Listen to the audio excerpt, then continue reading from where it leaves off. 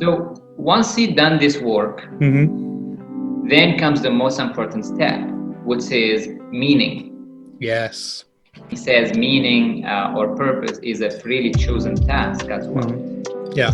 So the way I look at it is, so if you look at the Maslow, for example, pyramid of hierarchy, right? Yep. You find the needs of needs, and you find the needs from shelter, Food. love, Yeah. safety, love, acceptance, then self-esteem, and then self-actualization, which is purpose and meaning. Yes. The way I look at it is a little bit not from the bottom to top. I look at it from the top to bottom. Okay. Because for these reasons, because if you look at our lives right now, most of us, we are comfortable. Yep. We have shelter, we have water, we have a family, a couple of friends we love, we have relationship. So we have that level of comfort. But what's missing for people is designing or like a purpose or finding a meaning in what they are doing that is bigger than themselves. Yes. And then once you go from top down, now if you have a meaning to what you're doing, you will have a sense of accomplishment.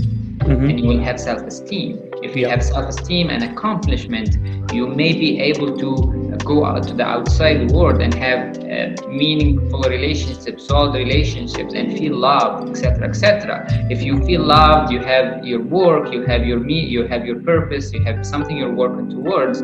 You basically can improve your level of safety. If you improve all this, you can improve your shelter, and then it becomes like a top to bottom system. And then right now, that's how I focus my work in determining a meaning, a life mission to what you are doing in the next 1 year, the next 2 years.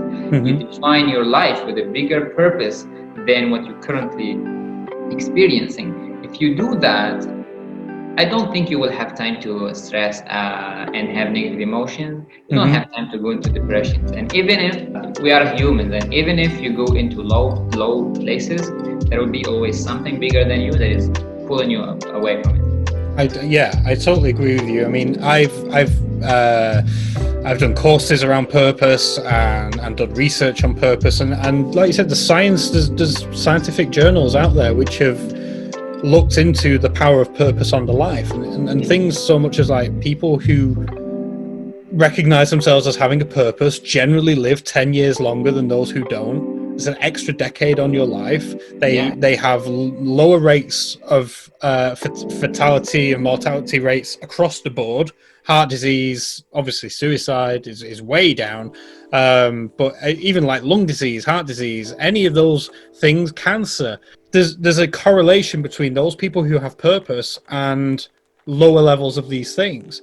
And that's not just because purpose is a magical, mystical thing which keeps these things at bay. The argument is that when you have a purpose, you look after yourself better. Your life is better.